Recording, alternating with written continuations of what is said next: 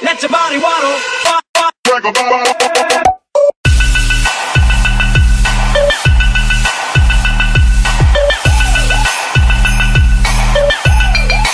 Body waddle.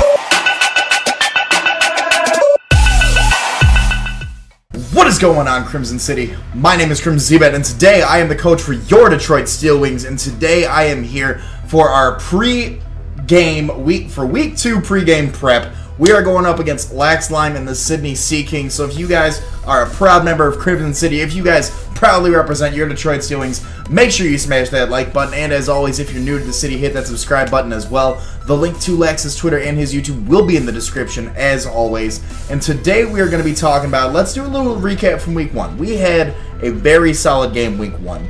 There was an issue. My power, literally mid-battle, we were probably... we were more than 5 turns in. We were probably like 15 turns in. My power had a brownout. And literally my Wi-Fi shut down, my whole computer, network, recording, everything shut down.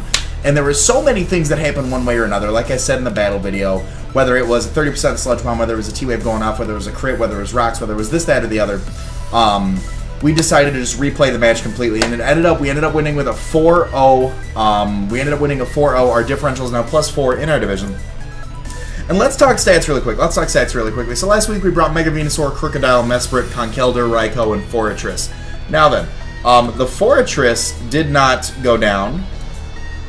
Let me see here. The Forretress did not go down, nor did the Mesprit, Mega Venusaur, or Crocodile.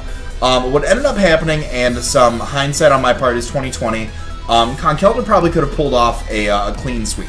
Conkeldurr probably could have pulled off the cleanest sweeps, gotten 5 kills instead of, and Crocodile would have not even had to have come in. However, it was a misplay on my part, going for multiple knockoffs. After the item was off, when I should have just went for the Ice Punch, knocked out the Sableye, I wouldn't have been taking so many 12% to burn damage. So that's where we are with that. But Conkeldurr is currently leading the team for MVP with a 4-to-1 KD ratio. Mega Venusaur and Crocodile both got 1 kill last week. And it turned out to be really, really good. It was a great game to Fugio. Links to all his Twitter and YouTube will be in the description, as well as the rest of the coaches and the PGL themselves. So, this week, we are going up against LaxLime, and you guys are only seeing my beautiful face, but let me switch over to this right now. So, this week, we are bringing, let's talk about Lax's team really quick. Lax was able to draft a Uber Mega, which also let him, so that counted as his Uber pick. But that means that his Mega pick needed to be a B rank, something from the B rank Mega. So he drafted Mega Metagross, Mega Banette, Rotom Wash, Sylveon, Keldeo, Salamence, Shaman, Tentacruel, Uxie, Rhyperior, Glaceon, and Zodrio. Now looking at that team, and you guys know I'm good friends with A-Drive. I've been following the St. Louis Rampardos in their UCL run right now.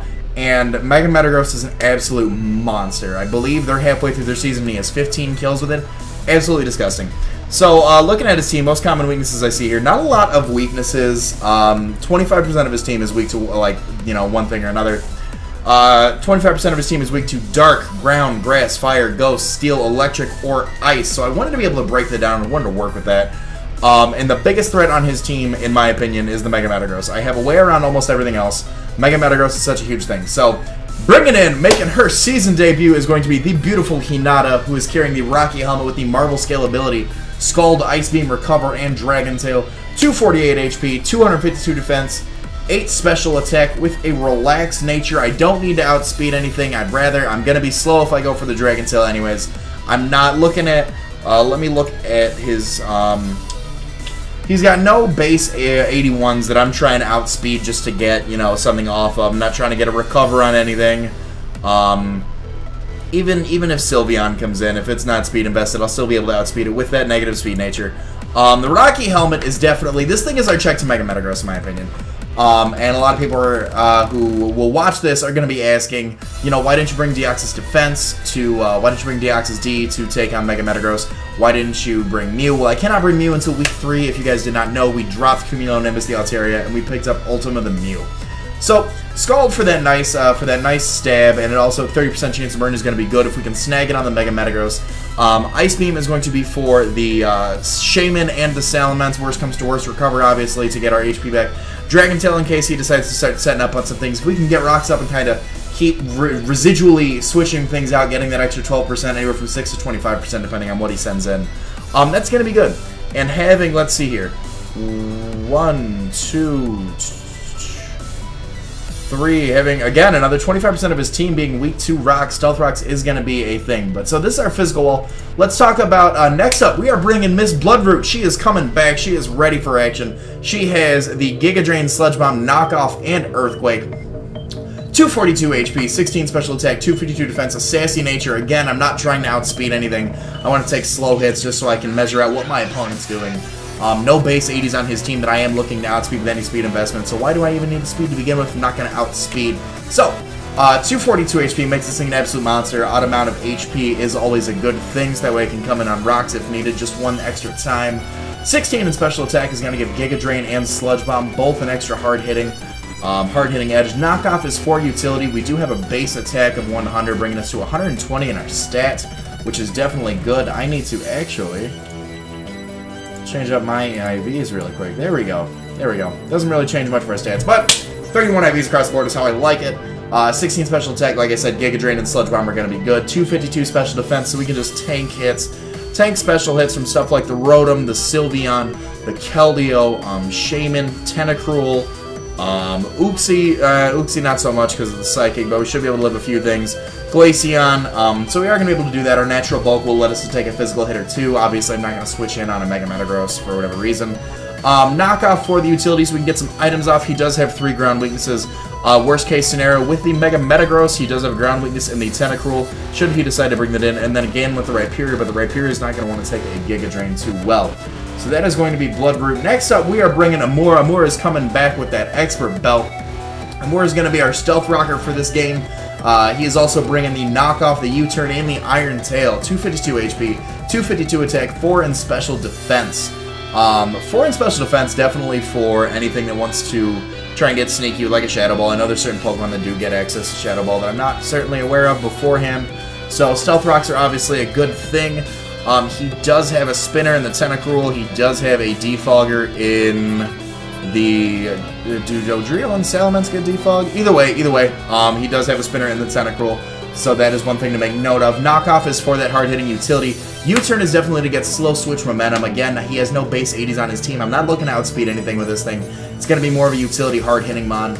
And then Iron Tail. He does have 3 Pokemon that are weak to steel. He does have the Sylveon. He has the Rhyperior, and he does have the Glaceon that are all weak to steel. So, provided that a 75% accuracy move like Iron Tail does connect, 252 attack, Adamant Nature will be able to take on anything that comes his way. Next up, we are bringing Instigator is coming back with that Scarf. He liked it so much, he decided to bring it back. Let's talk. He's got the Moxie ability, so we can hopefully set up for a late game sweep.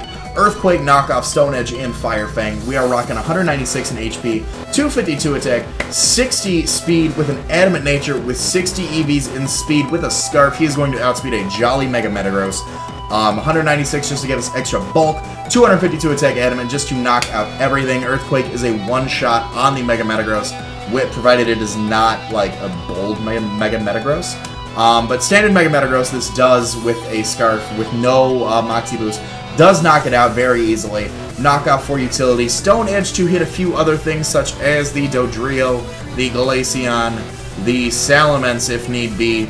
And then Fire Fang. Fire Fang was a new touch that I wanted to add. He does have, say he's left with just like a few mons, or if I can catch him on a switch. There wasn't any other coverage move that I thought I wanted. Actually, you know what? I'm actually going to change this up really quick. I'm going to change this to Pursuit. There we go. I'll change that to Pursuit, just in case we can Pursuit trip something. I don't think he's going to, you know, once I send in this thing, he's either going to want to take it out or get out of something that can't take it out. Catching something on a Pursuit like this will definitely be advantageous to us. So next up, we are bringing Jupiter the Raikou. Jupiter is coming back. Jupiter decided to ditch the vest this time around. Jupiter was like, you know what? Jupiter got back from the fair. He found some balloons. He's going to bring those to battle this time. Jupiter also is rocking Volt Switch, Shadow Ball, Thunderbolt, and Hidden Power Grass. We have a Timid Nature, 236 defense, 252 special attack, 222 speed. With 222 speed, we are able to outspeed a Jolly Mega Metagross, like I said. We do have Volt Switch for Switch Initiative. We do have Shadow Ball for things like Mega Metagross, for the Mega Banette if he does bring it in for the Uxie. He does have an immunity in the Dodrio with that, so that is something to take care of, and just in case he predicts a switch, he can switch into that. Hidden Power Grass is for something like the Rotom Wash or the Rhyperior that do wall us. That is going to be something. What else is on this team? The Keldeo as well, but we do have, like I said, Volt Switch and Thunderbolt for the Keldeo. A lot of this team was quartered on making sure we could handle that Mega Metagross, because it's a huge threat. Other mons I am comfortable dealing with, but something as broken as a Mega Metagross in League format is not something I want to deal with. And then last but not least, we do have the Nutcracker. Nutcracker, she is coming through this week. She is bringing her Expert Belt Technician boosted, Fake Out, Gunk Shot, U-Turn, and Seed Bomb. 222 Jolly does outspeed the Mega Metagross. We are bringing, so let's see, Fake Out. Fake Out is a Technician boost and stab move. It is going to give us priority over everything. It is going to cause a flinch. We can kind of stall out maybe a little bit if we can get a, and if anything's poisoned, anything's burned, we are able to kind of stall this out a little bit, get a little bit more residual damage off. Gunk Shot. Gunk Shot is going to be for the Shaman. Gunk Shot is going to be for the Sylveon. And that is it. It is a powerful hitting move. U-Turn is for Switch Initiative. Seed Bomb is going to be for the things like the Rotom Wash, the Keldeo, and the Rhyperior. So that is what I plan to do with that. Looking at anything else, I feel super comfortable. Instigator was the only thing I really wanted to change. Something else other than Pursuit, maybe? Nope, I feel super comfortable with that. So, if you guys have any questions you would like me to address before our Week 3 pregame, I will do a little recap like I did with last week before I went into the team builder today. If you guys are excited for this battle coming up with LaxLime and the Sydney Seakings, make sure you smash that like button, and as always, if you're new to the city, hit that subscribe button. All that being said, my name is CrimsonCBAD, and I will see you guys at the championships. Later.